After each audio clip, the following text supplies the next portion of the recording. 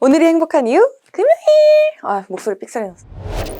소리 없이 만지다. 드라이빙 이모션. 한국 타이어의 이 광고 카피 기억하시나요? 방금 언급한 카피처럼 자동차에 있어서 타이어는 승차의 편안함뿐만 아니라 생명의 안전까지 직결되기 때문에 정말 중요한데요. 이탈리아 타이어 업체 피렐리가 사우디아라비아에 전기차 타이어 전용 공장을 설립합니다. 피렐리가 사우디 국부펀드 PIF와 현지에서의 전기차 타이어 공장 설립에 대해 계약한 건데요. 총 투자 금액은 약 10억 리알, 한화로 약 3,620억 원으로 연간 350만 개의 전기차 타이어를 생산할 수 있습니다. 이번 공장 설립으로 현대차 등 현지 진출 글로벌 완성차 업체들과 시너지가 예상됩니다. 특히 사우디 정부가 탈석유 시대에 대비해 강력한 친환경 정책을 밀어붙이고 있기 때문이죠. 오일 파워, 사우디가 전기차에 공격적인 투자를 단행하는 이유, 과연 무엇일까요? 자세한 내용 조태현 기자가 정리했습니다.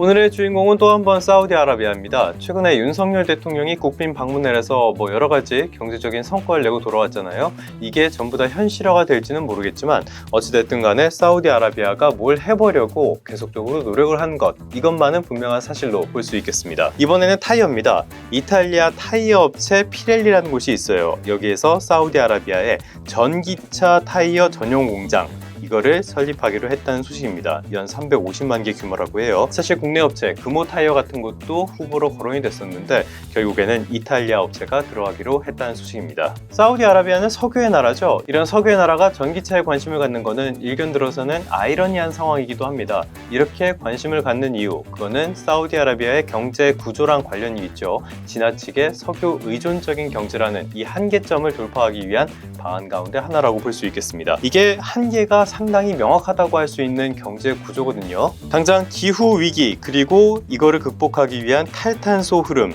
여기에서 자유롭지가 못한 게 바로 이 석유라고 할 수 있겠습니다.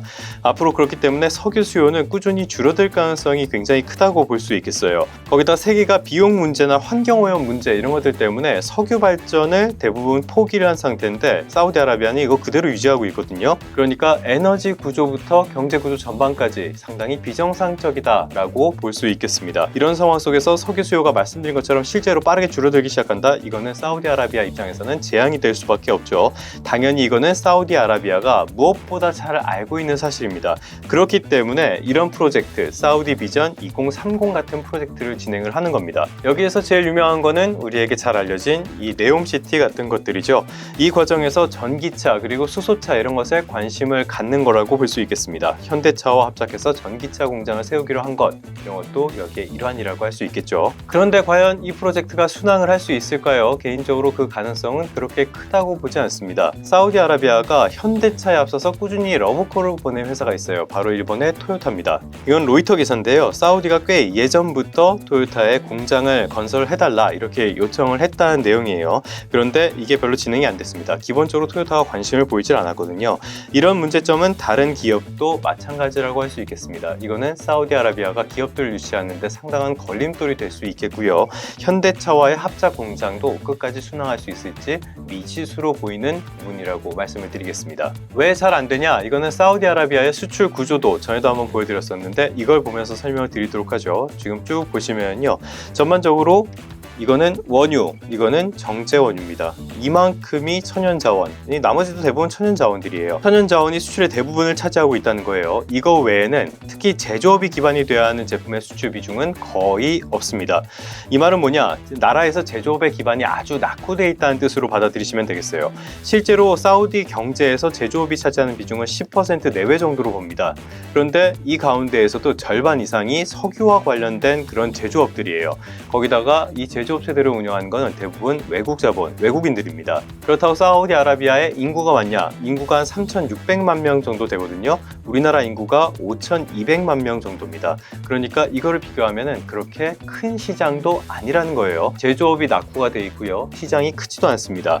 여기에다가 그 인구가 다 고등교육을 받은 인구들이냐? 그렇지도 않죠. 인건비는 높은데 사회 인프라를 왕족들이 독식하는 구조다 보니까 이런 부분들에서 문제점이 나타나고 있습니다. 여성의 사회 진출 진출도 막혀 있는 사회이기도 하고요. 여기서 사회적으로 부패 문제 같은 것들도 있다 보니까 아무래도 토요타를 비롯해서 다른 제조업 기업들이 진입을 꺼리고 있는 상황이라고 볼 수 있겠습니다. 결론입니다. 공급망 재편 과정을 거치면서 미국을 중심으로 다시 제조업의 시대가 돌아온 것이 아닐까, 이런 전망들이 나오고 있습니다. 여러 국가가 제조업이라는 어떤 산업의 근본의 중요성을 다시 한번 깨닫고 있고요. 이거는 머지않아서 경제 위기가 닥쳐올 사우디아라비아도 충분히 느끼고 있고 체감하고 있는 일일 겁니다. 이런 위기감 속에 막대한 자본을 바탕으로 여러 가지 시도를 하고는 있는데요. 기본이 갖춰지지 않은 나라의 밝은 미래가 과연 존재할지, 여기에 대해서는 상당히 의문이 되는 부분입니다. 물론 우리 입장에서는 사우디아라비아가 발주하는 여러 가지 사업에서 알맹이만 취하면 되는 거긴 하지만요. 그 알맹이 자체가 지금 사우디아라비아가 공언한 것보다는 훨씬 작을 수 있다는 점은 염두에 두셔야겠습니다. 그러면 성공 투자하시고요. 다음 시간에 다시 뵙도록 하겠습니다.